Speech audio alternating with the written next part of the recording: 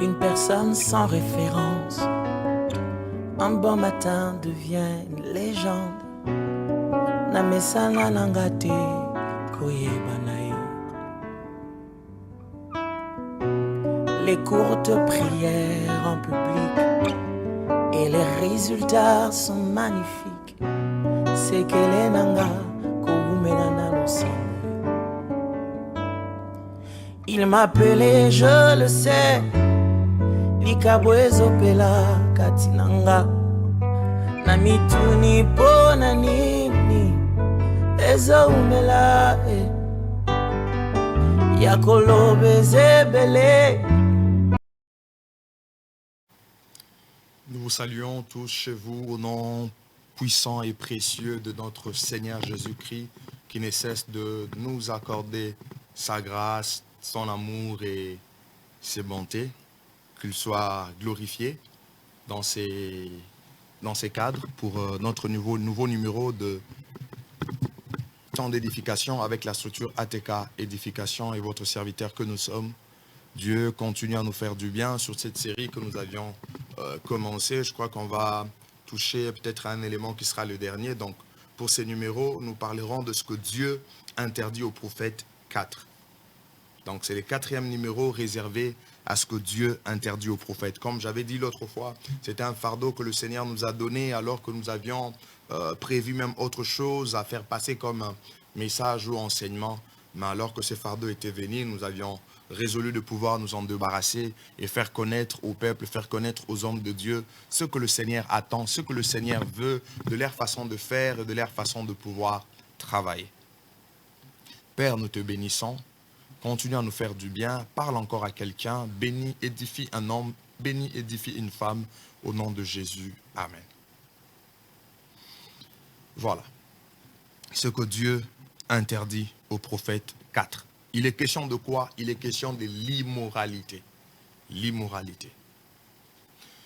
Je sais qu'actuellement, avec le moyen de la technologie, vous pouvez avoir votre Bible. Au lieu de dire « Ouvrez vos Bibles », allumez même vos Bibles. Comme ça, on va essayer de lire ensemble un passage biblique. Je suis dans les livres de Jérémie chapitre 23, le verset 12 jusqu'au verset 15. Verset 12 jusqu'au verset 15, c'est là que nous allons essayer de nous faire un peu une idée, même dans les... Vous pouvez descendre à partir du verset 15, vous descendez encore. La Bible dit ceci. Prophètes et sacrificateurs sont corrompus. Même dans ma maison, j'ai trouvé leur méchanceté, dit l'Éternel. C'est pourquoi leur chemin sera glissant et ténébreux. Ils seront poussés et ils tomberont. Car je ferai venir sur eux le malheur, l'année où je les châtierai, dit l'Éternel. Dans le prophète de Samarie, j'ai vu de l'extravagance. Ils ont prophétisé par Baal, ils ont égaré mon peuple d'Israël. Mais dans le prophète de Jérusalem, je vis des choses horribles. Ils sont adultères, ils marchent dans de mensonges, ils fortifient le main de méchants afin que chacun ne revienne de sa méchanceté. Ils sont tous à mes yeux comme Sodome et les habitants de Jérusalem comme Gomorrhe. C'est pourquoi ainsi parle l'Éternel des armées sur le prophète. Voici, je vais le nourrir d'absinthe et je leur ferai boire des eaux empoisonnées. Car c'est par le prophète de Jérusalem que l'impiété s'est répandue dans tout le pays. Waouh, quelle parole de l'Éternel. Quel passage. Dans lesquels nous voyons au temps du prophète Jérémie, les instructions de Dieu venir de cette façon. Concernant tout ce qu'on pouvait voir dans le prophète, que ce soit en Jérusalem, que ce soit en Samarie. On a vu des choses horribles auprès de prophètes, auprès des sacrificateurs. On a vu leur méchanceté. On a vu comment est-ce qu'ils se sont retrouvés dans l'adultère. On a vu comment est-ce qu'ils soutenaient le méchant. Ils ont prophétisé par Baal. Et ils ont même égaré le peuple. Au lieu qu'ils soient réellement de prophètes qui ramènent le peuple de Dieu vers le même Dieu. Mais ils ont égaré le peuple. Ce sont des choses que nous sommes en train de voir. Et en parlant dans ces passages, on dit que Dieu en est de choses horribles. À telle enseigne ils ont fait des habitants de Jérusalem comme Gomorrhe. Ah. Et l'Éternel parle pour dire qu'il le fera nourrir d'absinthe. Il leur donnera des eaux empoisonnées. Imaginez que le Seigneur se mette dans un état où il parle de cette façon. Où il parle de cette manière. Il dit, car c'est par le prophète de Jérusalem que l'impiété s'est répandue dans tout le pays. Au lieu que ça soit par le prophète que la sainteté se répand dans le pays. Mais ici, dans ces passages, alors qu'on était au temps de Jérémie, Dieu a vu que c'était par le prophète que l'impiété était en train de se répandre. C'était par le prophète que l'impiété était en train d'être consommée. L'influence de prophète sur le peuple n'était plus une bonne chose. C'était devenu une mauvaise chose. Parce que ça ramenait le peuple vers des choses qui ne glorifiaient pas Dieu. Alors, en prenant ces passages, en faisant aussi le parallélisme avec notre temps, il y a pas mal de choses que nous retrouvons aussi auprès de prophètes, auprès des hommes de Dieu. Dieu interdit à ses ministres, interdit à ses serviteurs de pouvoir vivre dans l'immoralité. Qu'est-ce qu'on appelle l'immoralité? Lorsqu'on parle de l'immoralité ici, premièrement, c'est tout ce qui est contraire à la morale ou qui dévie les principes de la morale. Ce qui est hors norme, hors principe. Mais secondement, l'immoralité fait allusion à ce qui est anormal. L'immoralité fait allusion à ce qui est anormal, ce qui est impur, ce qui est souillé. L'impureté, ou l'absence, le manque, ou ce qui est loin de la sainteté, c'est ce qu'on appelle l'impureté. En d'autres termes, Dieu est en train d'interdire à ses prophètes, à ses serviteurs, de pouvoir vivre dans de telles choses, dans des choses qui sont loin de la sainteté, dans des choses qui sont anormales, dans des choses qui sont impures, dans des choses qui sont souillées. Toute forme de ces choses, les prophètes sont appelés à faire un effort pour ne pas s'y retrouver là-dedans. Mais lorsque nous observons, lorsque nous regardons notre heure, lorsque nous regardons notre époque, lorsque nous regardons notre temps, lorsque nous regardons nos villes, qu'est-ce que nous constatons? N'est-ce pas que nous voyons un bon nombre de prophètes vivre parfois dans l'impudicité, avoir une vie d'impudicité à haut niveau? Parfois des hommes qui ne veulent pas voir de femmes passer, qui ne font pas passer de femmes. Il suffit juste qu'ils voient une femme. Son intention, c'est de coucher avec lui. Et demain après-demain, vous entendrez que le prophète est passé par là. Quelle vie! Quelle vie! On reconnaît parfois certains comme des coureurs de jupons. Des hommes qui ne savent se retenir. Pour lui, quand il voit la femme, ce n'est que ces pensées d'impureté qui montent dans son cœur, qui montent dans sa tête. De prophètes qui vivent dans l'immoralité, qui vivent dans l'impudicité. Et même pour certains qui sont déjà mariés, mais continuent à vivre dans l'adultère. Continuent à avoir des femmes par-ci, par-là. Que ce soit à l'église, que ce soit dans le milieu de travail, dans les séculiers. Ils ne sont que dans l'adultère, dans des choses souillées, dans des choses qui sont impures devant Dieu. Combien ne voyons-nous pas ces choses? Les hommes qui, parfois avant qu'ils se tiennent du haut de la chair, avant qu'ils viennent vous prophétiser, ils ont été dans l'ivrognerie, ils ont été dans l'impudicité, ils se sont mis à coucher avec des femmes. Ils se sont mis à boire de n'importe quoi. Et après, ils viennent devant le peuple de Dieu. Quelle abomination! Quelle abomination! Quelle impureté! Quelle abomination! Aujourd'hui, nous voyons même l'onction prophétique qui est devenue sexuellement transmissible. Où on voit des hommes, des personnes, parfois même dans des montagnes, vous croisez une dame, quelqu'un que vous ne connaissez pas. Oui, certainement, vous lui parlez de son problème. Et c'est quoi la solution? Oh non, Dieu a dit, il faudrait d'abord que je passe par là, que je puisse te connaître sexuellement. Et là, tu auras l'onction et tu verras que cette situation va partir. Quel niveau d'impureté? N'est-ce pas ce que nous sommes en train d'observer? Les temps dans lesquels parfois les hommes de Dieu se livrent dans des sextapes. Waouh! Nous devenons des acteurs de films pornographiques où nous continuons à servir comme prophètes, où nous continuons à servir comme serviteurs de Dieu. On doit se poser cette question. Sinon, ça fait très mal. Très mal et très mal.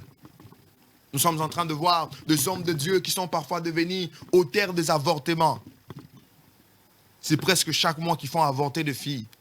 Parce qu'ils ne se contrôlent pas. Ils ne contrôlent pas leur pulsion sexuelle.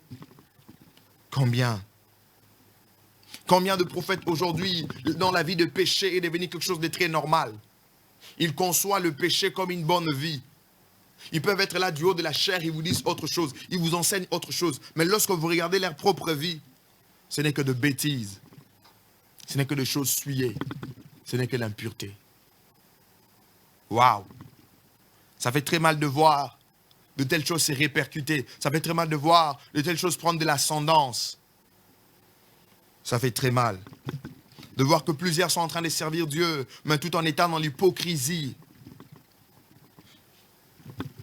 Ils vous prêchent, ils vous parlent de certaines choses en public, mais en cachette, ils font autre chose. Combien aujourd'hui de prophètes, des hommes, ne retrouvons-nous pas dans le mensonge? Au lieu que leur bouche soit des canaux par lesquels le Seigneur passe pour parler, ça devient de voix pour mentir, pour apporter des mensonges. Et tant d'autres choses que nous sommes en train d'observer. L'orgueil, le manque de respect aux oints de Dieu, aux pères, aux aînés. Combien de choses ne voyons-nous pas en ces temps? Le mépris du sacerdoce, faisant des choses avec des laisser-aller, avec de légèreté, alors que cela ne plaît pas à Dieu. Oh, l'impureté dans toutes ses formes ne plaît pas à Dieu. Peu importe la forme de l'impureté, cela ne peut jamais plaire à Dieu. Jamais. Jamais. Chers prophètes, chers hommes de Dieu, nous sommes venus vous dire que Dieu est contre l'immoralité. Dieu est contre l'immoralité. Dieu est contre ces choses que nous faisons en dehors de sa parole.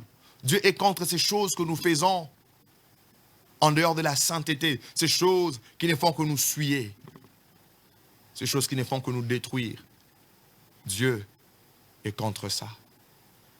Dieu est contre ça. C'est ça sa position.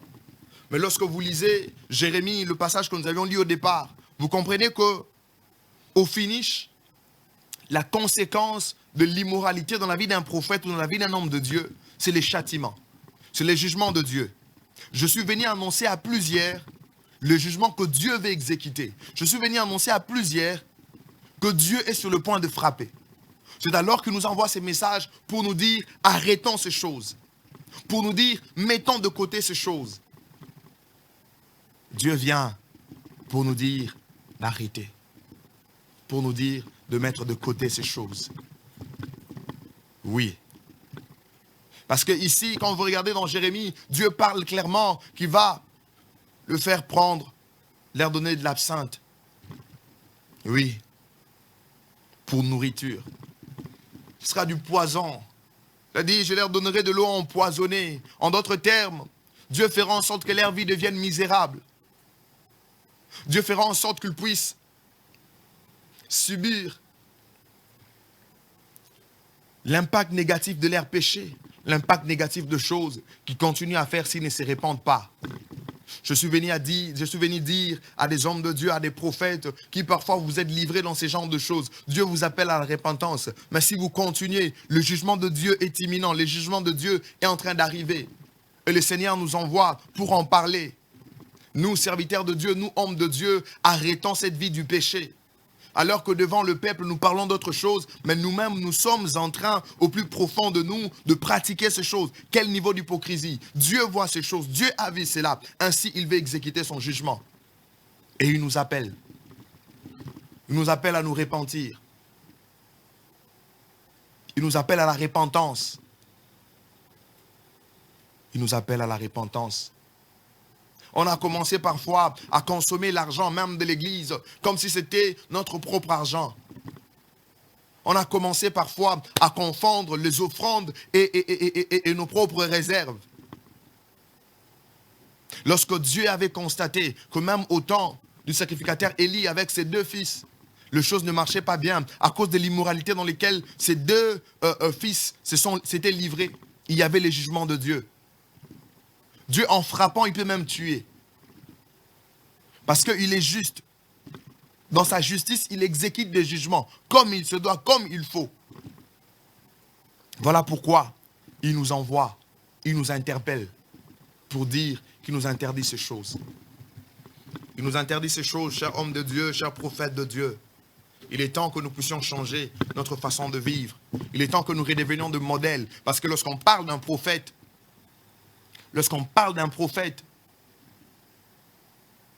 c'est quelqu'un qui est lui-même un message. Le prophète n'a pas qu'un message à donner, mais le prophète est lui-même un message. Lorsqu'on le voit, on sait voir que Dieu nous veut dans telle direction, Dieu nous veut dans telle chose. Rien que par la vue du prophète. C'est ce qui les distingue parfois de ceux qui travaillent dans le prophétique avec un don de prophétie. Oui. Il y a des choses que le Seigneur nous interdit, chers prophètes de Dieu. Alors, je nous invite à mettre de côté toutes ces choses. Ce qui était pour nous comme des gains, mettons-le de côté. Que Christ soit au centre. Exerçons notre ministère comme il se doit et la grâce de Dieu sera notre partage. Il y a pas mal de choses que nous avions évoquées avec vous durant tous ces temps. C'était pour que nous puissions nous aligner à ce que Dieu veut et à ce que Dieu est en train de préparer. Que Dieu soit béni et que Dieu vous bénisse. Merci.